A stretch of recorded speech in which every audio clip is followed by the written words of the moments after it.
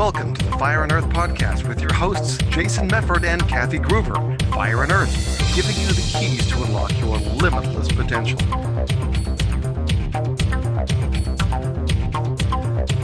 Welcome to another episode of the Fire and Earth podcast. I am your co-host, Kathy Groover. And I'm Jason Mefford. And hey, we are excited to have Mike Mandel back with us again. So, Mike, awesome episode last time. Really kind of mind-blowing for me. I think, Kathy, you were geeking out too, right? So yeah, it's time to geek out again. All right. Okay. So, Mike, maybe we'll just do like the quick 15, 20-second kind of thing for people that maybe didn't hear the first episode, so they kind of know who you are. Because you're awesome, and you're thanks, buddy. You're big in what you do, but a lot of people outside of your space may not know who you are. No, it's fine. I'll be quick. Yeah, I've been doing hypnosis since 1965 when I discovered I had hypnotic abilities. I've been doing it full time since January 29th, 1975. And that's 45 years, pretty well full-time hypnosis. I'm an NLP new code trainer. I'm a forensic graphologist and a forensic hypnotist. And I work on major crimes, including armed robberies, murders, sex offenses, poisonings, all that sort of stuff. And I've lived, breathed, and eaten hypnosis for the last 45 years. Yeah. So, and this is where it was kind of interesting because as we talked last time, because my background is auditing, doing a lot of what you might call like corporate police work, right? Internally doing fraud investigations, forensic work, some of that kind of stuff as well. And just even in general, kind of, interviewing and doing some of the stuff. So when we were talking before about some of the stuff around Rapport that you were doing, we thought, okay, let's talk about this because I've heard, honestly, I've heard people probably misuse the word rapport or teach it at a very superficial level, but it's much deeper and much more powerful. So I'm really interested to kind of get your take on it and have another mind-blowing geek out experience. Let's see what we can do. Rapport is, it's the English word for the French word rapport. So although we live in a bilingual country here in Canada, I'll stick with the English one, which is rapport.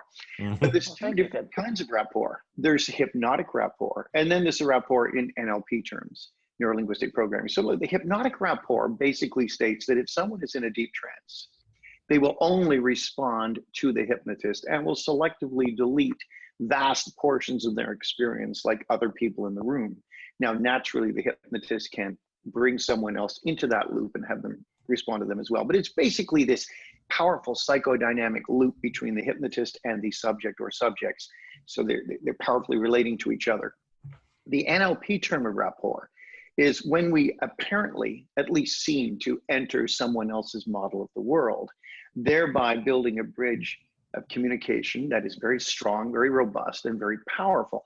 Because once we adopt someone else's model of the world, they tend to listen to us, and we are able to influence them as well. Now, you had mentioned just before we went live with this, Jason, about, the whole thing that we were taught in the early days. You want to build rapport with someone, you find out what their interests are and talk about that. I had a friend named Steve many years ago who sold something called Venture One headsets. These were created by Northern Telecom or something, and they were sold to different companies. So receptionists didn't have to go hello like they used to. They'd wear these headsets. And he got a meeting with the CEO of a company who were open to the idea, and he was taught this old method: find out what he's interested in. And he sees books on the game of squash, not the vegetable, and a trophy. And he starts asking him, he knew something about squash, and opened this loop talking about squash. Well, 40 minutes later, the meeting was over and they were still talking about squash. He was never able to segue it into the Venture One headset. And so there are limits to that kind of thing. Yeah. So then people like my mentor, John Grinder, and Richard Bandler came along, and they started looking at superb, amazing communicators and finding out what are these skill sets that they can sway people so readily. And they found out that when people are in rapport with each other, their gestures are the same. They use the same language, including the great Milton Erickson used to offer back people's language to build rapport. If they said, I've been feeling sad lately, he wouldn't say, I think you're depressed. He'd say, sad lately. Offering their exact words without interpreting, which builds an amazing rapport loop. Well, this is pacing the person.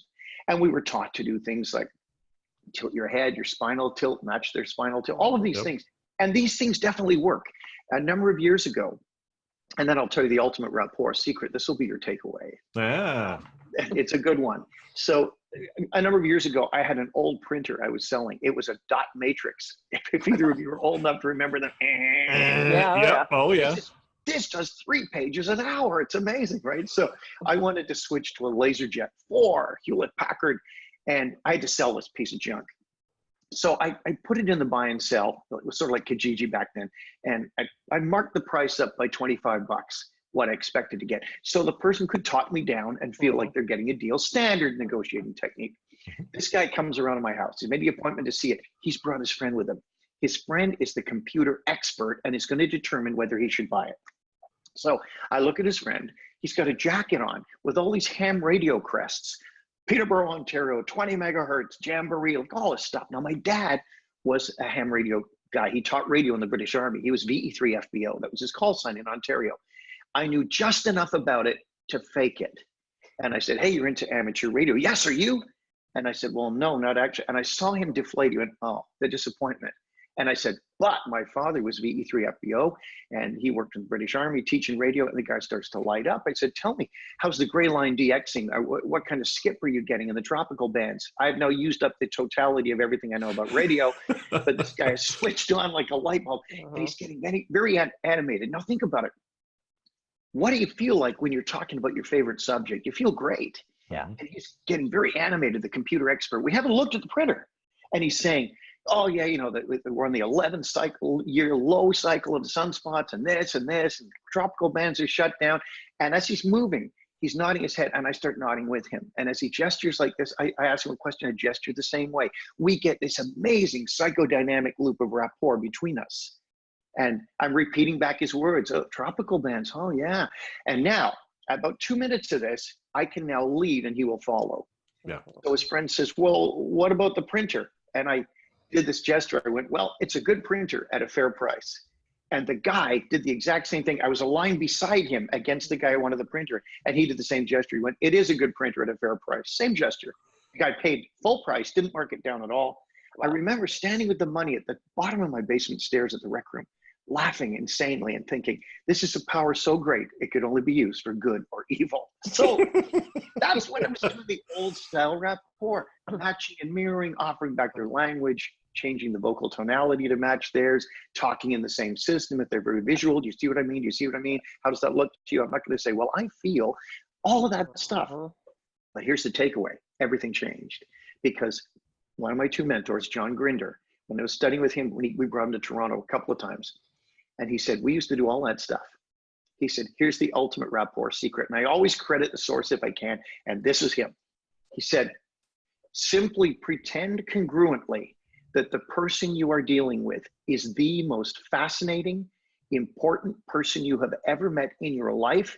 Continue to pretend that and pretend you aren't pretending anymore. And the mirror neurons do the rest. And so I had a chance to test this. I had a keynote for Canada Border Services, which is our customs and immigration service. East of Toronto, came in by train. They sent me first class ticket on the train, relaxing, there's Wi-Fi, it's raining, it's beautiful, I'm reading. I did the keynote and I had 2.5 hours to kill before I could get a train home. I went into the cafeteria of the facility, off into a corner. I just want to read and be left alone. I become antisocial. You know, I'm not much of a people person. I can do it, but then I withdraw to recharge. And so I had a book. I just opened it and this big guy came in and he did one of these. He said, mind if I sit down? So, what am I going to say? Am I going to be a jerk? Yeah, I do, Mike. Get out of here. This is my crap. I said, no, of course not. He was a customs officer. And we got talking. And I thought, I'm going to do John Grinder's rapport secret. I pretended this guy was fascinating and vitally important and just someone I've always wanted to meet. And I kept pretending that. He told me stories. He used to rappel down onto Russian trawlers off the coast of Vancouver to check fishing violations. Amazing stories.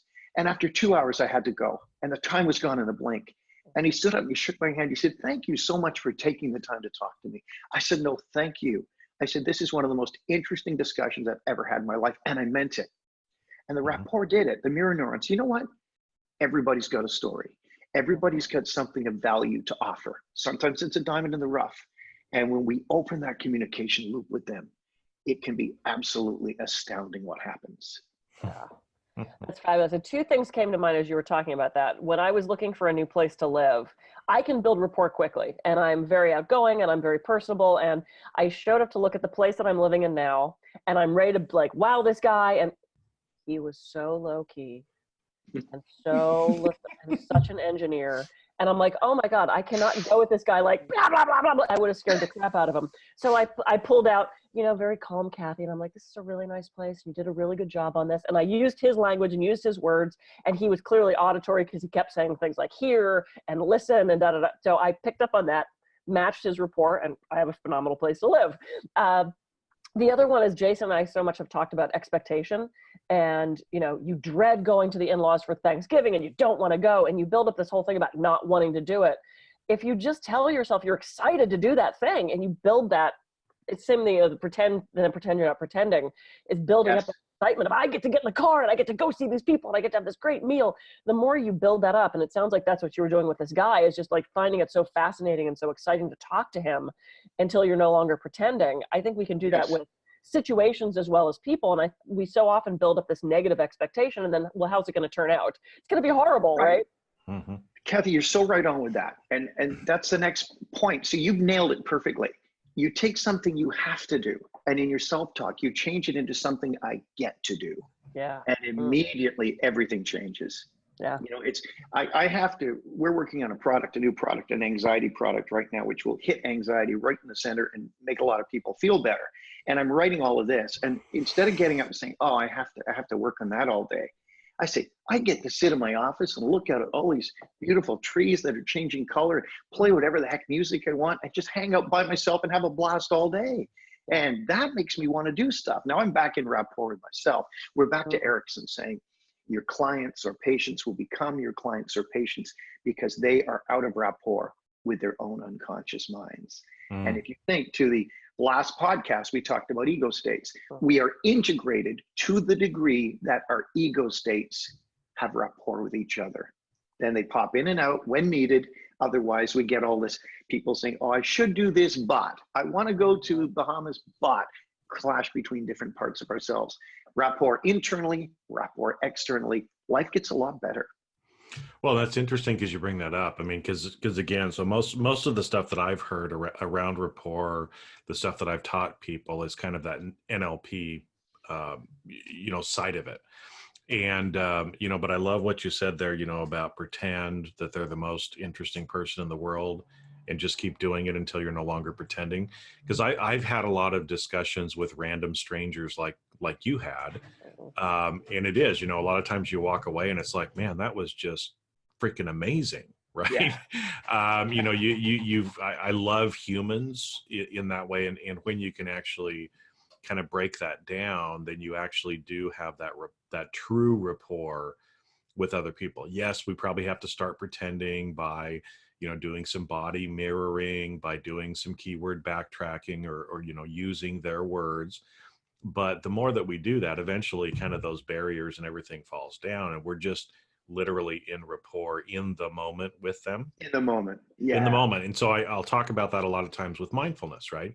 Is if you're having a conversation with someone, get in rapport with them so you can truly be present during the conversation, right? But the little twist that you put on at the end there about being in rapport with ourselves, I hadn't really thought about it in that way. And so that's a very, interesting thing I need to go away and think about a little bit more too, is like, oh shit, am I doing that? Probably not. None of us arrive 100%. I'm convinced that no one's completely integrated, but I believe it's incumbent upon us. If we want to be good people and help others, regardless of what our, political or religious or philosophical stripes are, we want to be good people. Then it is incumbent upon us to continually improve. I said in my keynote, the death rate is still 1 per person, no matter what we do. But the key is to get as far down the line of being transparent as possible. And God knows I'm not there yet, but my wife will tell you I'm a hell of a lot better than I used to be. And we keep changing, keep getting in rapport within ourselves. And then what we have to offer is a self that has no artifice. There's no hidden agenda. Everything is transparent, and we are in the moment at that time. And you're bang on with that too, because when we're in the zone and in the moment with another person, we aren't thinking of what we're going to say next. You know, we're not dominating the conversation, as I probably have been today, but we're just we're there, and it's a remarkable thing. And life is freaking awesome, and why not make it awesome for as many people as we can? Yeah, and there's been so many times where I've had brief exchange. I love talking to strangers. That is my favorite. I'm like you. I when I hit my limit though, I become my only child, and I need to sit in a corner and just rock by myself for a little while. It's like I'm an extrovert until I'm not, and then I'm done. Like I'm done. And I've had people in airports try to talk to me, and I just kind of go, because I just can't do it anymore. But I love talking to strangers, and I have learned so much about myself, about others, about that exchange of things, and you never know who that lesson's for. And sometimes you're just offering this little nugget of something that you have no idea how that influences another person. Oh, or they say one thing to you, and it's just exactly what you needed to hear in that moment. And that's just... Isn't that true? We help others, we grow from it. I had a flight to Boston. I was doing a keynote there a number of years ago, and I had one of my students as an OBGYN in Boston. We were going to go out and grab a glass of wine afterwards. On the plane, I was reading the elderly woman in her 70s next to me. I say elderly, I'm just not much older than I am. She was Irish, beautiful Irish accent. And she said, "Where are you going, young man?" She's going to Boston. I said, "I am." And she said that her husband, she and her husband used to go to Boston all the time. He passed away 3 years previously, and she had not gone back since. Now there's a huge Irish population there.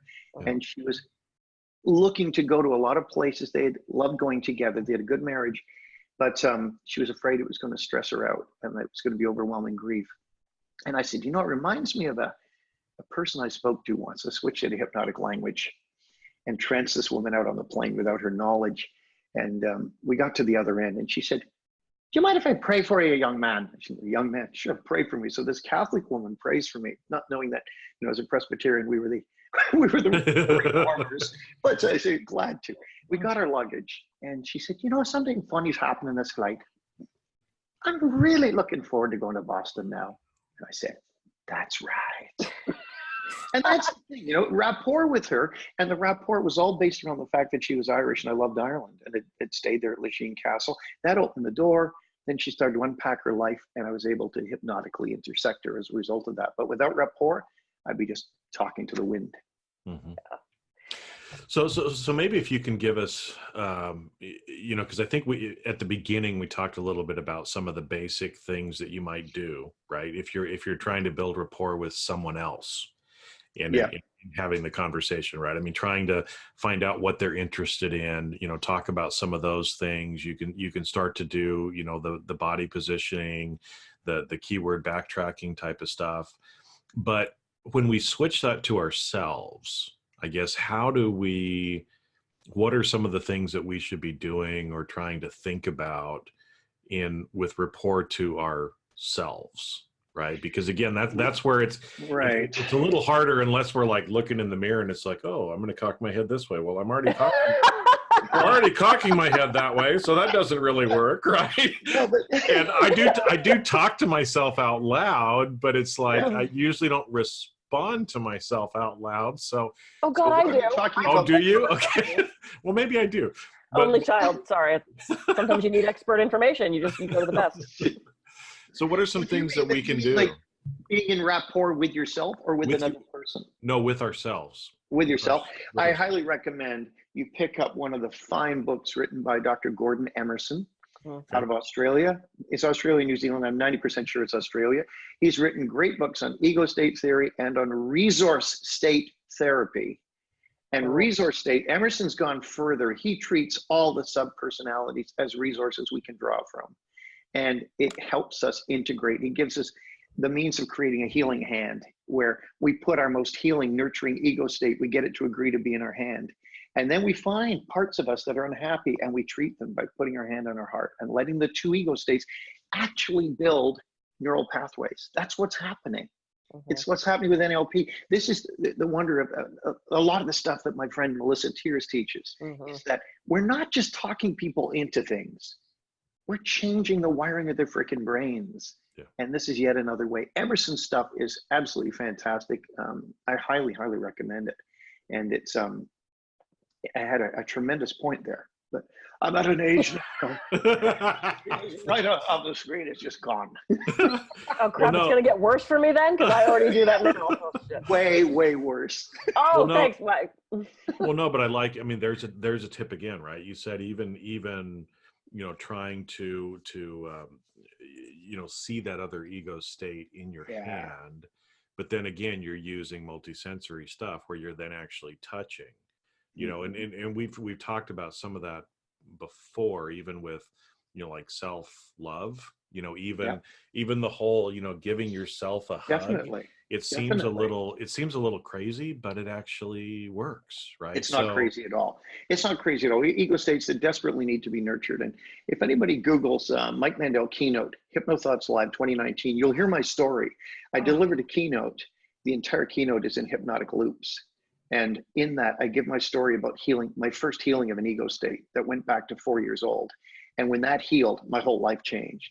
Yeah. And it's there's some cool stuff in that, because it's this take-home stuff and realizing how important this is. Anyone doing NLP parts therapy, you're working with ego states. Anybody doing Gestalt therapy, where you're putting things in, the other part of you in a chair and talk to it, switch chairs. You can leave ego states in chairs and have amazing discussions and change things completely. We had a guy in one of my classes. We're going to call him Richard, only because that was his name. Wonderful little man from Yorkshire, England. And he was in Toronto. He's a sales trainer. He's incredible. But he said sometimes he'd show up for a training and he'd be in the zone.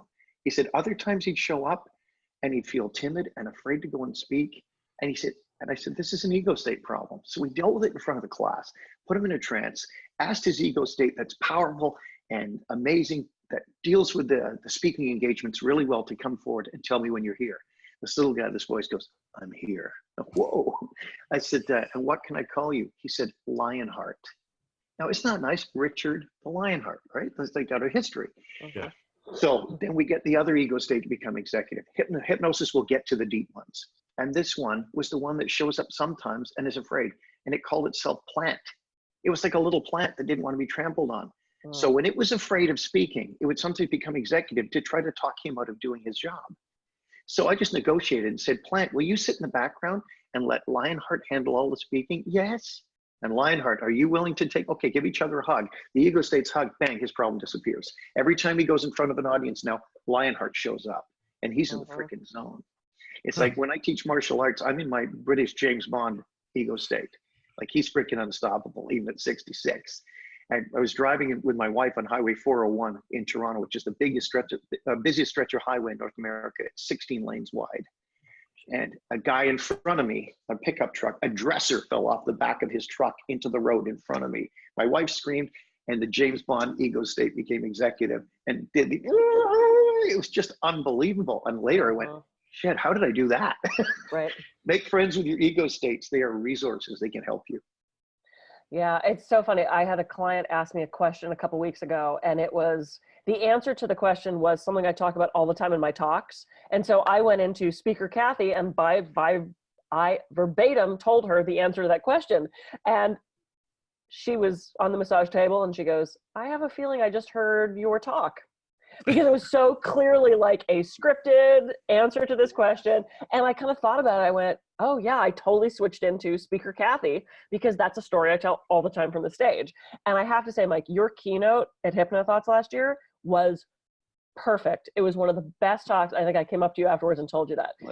Listen, like I seriously recommend everyone listen to this. It was not only a perfectly crafted talk, it was emotional. It was just the arcs, and we have to go because we've again blown through a half an hour. But just briefly, tell us about loops, because I know we talk about open loops all the time, and I don't think most people don't know what we mean by that. So just real quick about loops and open loops. And yeah, anytime we engage in communication with another person, we're opening a psychodynamic loop where we are responding to their behavior, they're responding to what we're saying. And as long as this continues, we're in communication with each other. And that's what's happening with Rapport. We're opening a communication loop, which is going to build very powerful bridges between us and the other person, whereupon we can now lead and they can follow.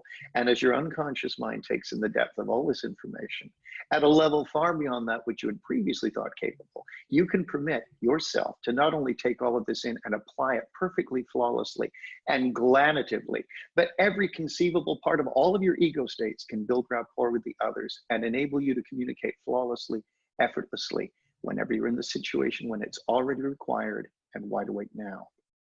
So you just totally hypnotized me. Damn it. My benediction for you.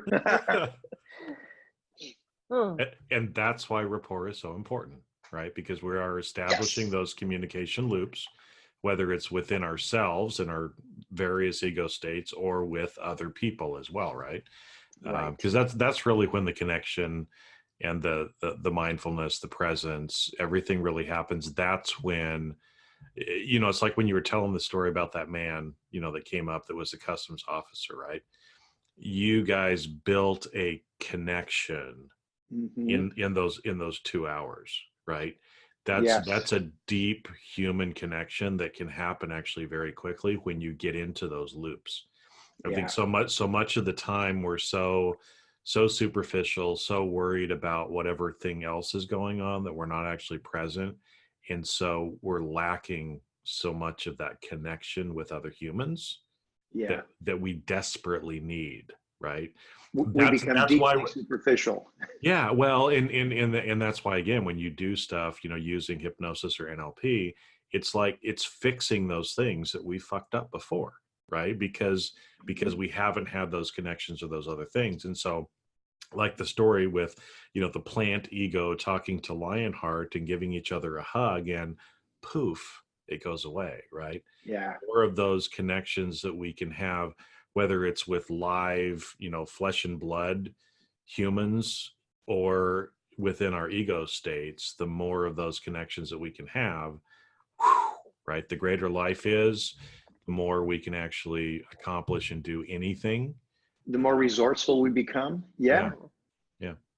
I love it. So Mike, tell people how they can reach you. Mike Mandel, hypnosis.com, and Mike Mandel, Mandel, 1L. And we've got lots of trainings. We do live classes in Toronto and in Las Vegas and in England. Check out our stuff. Great to be here today. I love you guys. Oh, so happy to have you. I am Kathy Groover. I can be reached at kathygruver.com. And I'm Jason Mefford. I can be reached at jasonmefford.com. So go out, build rapport with yourself and with other people, and make those real human connections. And we will catch you on the next episode of the Fire and Earth podcast. See ya. See ya.